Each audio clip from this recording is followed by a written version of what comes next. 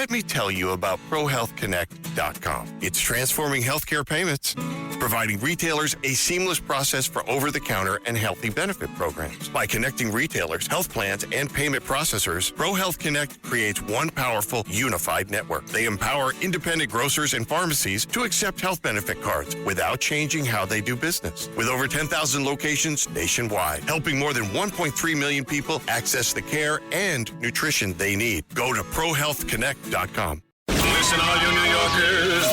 Excuse me, taxi. Okay, man, we're looking around. This is the 77 WABC minicast. Brian Geltzeiler was on my show down in Miami those 11 years, a lot. He's really fantastic, does NBA radio on Sirius XM, and he's back. Brian, it's great to talk to you again, buddy. How are you?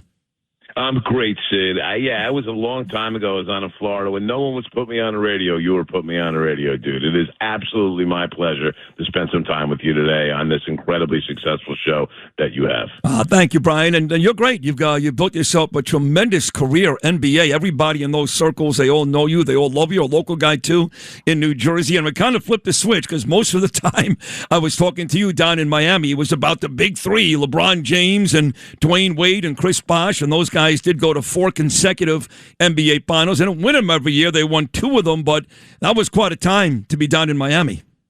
It was fantastic, and really it was peak LeBron. LeBron has never been better than he was in those 4 years in Miami, and watching him and Dwayne Wade and Chris Bosh do what they did, and maybe the most incredible thing was that regular season 27-game win streak they had. They were able to do some things that just with the way the game has evolved, I don't know that we'll ever see again at this point in terms of how they were able to dominate, how they were able to stay healthy. The game has changed so much with the speed of the game and the pace and the tempo being much quicker. You're seeing guys sit games more. Guys are being injured a whole lot more frequently, and it was an incredible time, Sid, and something that I cherish. You know what's funny? I was thinking about the Spurs today, and they had a great run, too, with Tim Duncan and Manu Ginobili and Tony Parker, David Robinson, the end of his career. And the engineer of that, the coach, was Greg Popovich. And just so you know, I hate Greg Popovich, obviously. All right. I love Trump. Trump's one of my best buddies. And you get this guy Popovich, who's right there with Steve Kerr and Golden State, even Stan Van Gundy, guys that are very public about their disdain for President Trump. I never understood why Popovich had to do that. So, yeah, he's a great coach, but I couldn't stand him. I got to tell you, Brian, if you ask the average guy on the street to tell you who's coaching San Antonio today, I think they'd have a hard time. I would agree. It's Mitch Johnson is. I can't say he's an unheard of because keep in mind, Sid, his father played for the championship Seattle Supersonics team in the late '70s, John Johnson. So he did come up. Oh, he was on that team with Jack Sikma, Gus Johnson, all those guys. Yes, with Gus Williams, that group. Gus Williams, Freddie right? Brown. Excuse me. Yes, his dad John Johnson was on that team. So Mitch Johnson's got a basketball background. He brings some energy to this thing. He's a really good coach. And listen, there's some things on the sidelines that he has good guys on the sidelines. Listen to him. Sean Sweeney, who just got the Orlando job as his associate head coach. He's got former Sixer coach Brett Brown there with him. But Mitch Johnson has injected an energy into this group that I think is very, very special. And San Antonio is tough up and down the line. The thing about San Antonio is, and maybe the experience factor rears its ugly head here in this series for them, the fact that this is their first time here, they don't act like it. They don't play like it. They get in big spots. New Jersey's own Dylan Harper is at 20 years old. You can't believe, for Knicks fans that haven't seen him yet, you can't believe how composed and calm this kid is in big spots. Not only that, he's an incredible talent, and most teams, including the Knicks, don't have a player at that talent level coming off that bench. Not only that, the Spurs may have the best player in the NBA. I mean, I think he's still young and he's still maturing, but Wembanyama, he may already be there. If he's not there, he's going to be. Trust me when I tell you, he's going to be very, very soon the best player in the NBA, and they're not going to be easily intimidated, these young guys, when you consider the fact they had to win 2 straight against the reigning NBA champs, including a Game 7 road win in Oklahoma City. So if you think you're going to intimidate the Spurs, even at the Garden, I just don't see that. No, there's nothing about this moment that's going to be too big for the San Antonio Spurs. And Sid, I want you to think about this. Listen, Victor Wembanyama at the age of 23 is the unquestioned leader of that group in every single way. Go back to the 2024 Paris Olympics. Victor Wembanyama played in a gold medal game against the U.S. team with LeBron James, Kevin Durant, and Steph Curry on it. Victor Wembanyama in that game, and listen, he didn't win the game for France. Okay, but what he did to take those guys to the brink, it took a Steph Curry three-point barrage in the last 3 minutes of that game to get the U.S. over the hump. It was incredible. But what Victor Wembanyama did was carried a relatively pedestrian France team against the best the U.S. had to offer.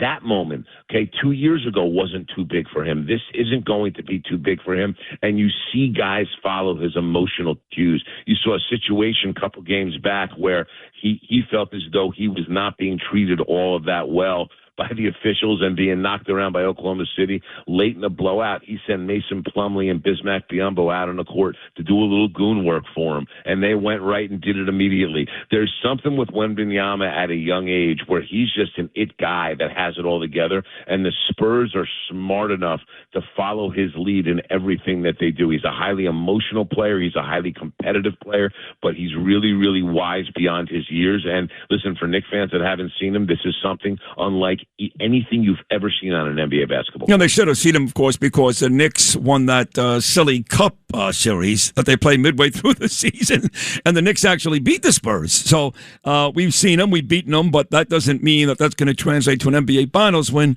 Either way, this is the great Brian Geltzeiler, an amazing basketball guy, Sirius XM, the NBA radio channel. So what do you think, Brian, I almost said Mike Woodson, wow.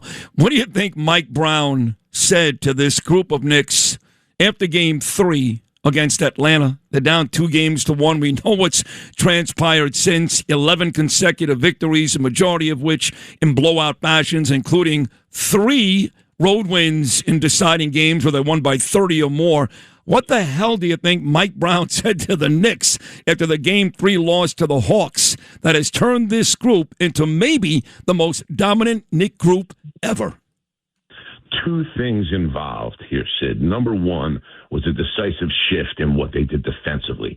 And so, listen, this was more tactical than it was spiritual, Sid, because what they did defensively is made the decision, we are not going to blindly switch everything. We're not allowing Atlanta to dictate matchup and get Jalen Brunson switched out to C.J. McCollum, which was a matchup that Atlanta really liked a lot. The second part of it, to my understanding, and I think this has been reported by somebody, I talked about it the other day on Mike Francesa's podcast. There was a meeting. Karl Towns approached the lead assistant, Chris Gent, and said to Chris Gent, kind of showed him some diagrams and some stuff where if we run more offense through me at the elbow, everybody's going to see it. Here are some different things that we can do. And Gent was intrigued enough to show it to Mike Brown. Mike Brown wanted to sit down and meet with Karl to find out more that he had in mind, and kind of came back to the team and said, we're going to try this right now. We're going to see if we can run a little bit of this. And this is where the Knicks offense has exploded, because in the half court, everybody's seeing the basketball. The variations that they can run off of Towns having the ball at the elbow and initiating the offense there. The other thing is this, Sid, and everybody forgets this. Jalen Brunson made his bones in the NBA playing as an off-ball player with Luka Doncic in Dallas. Jalen Brunson, this side of Steph Curry, is one of the best off-ball players you will see because of how well he moves without the ball and how tactically sound he is and fundamentally sound.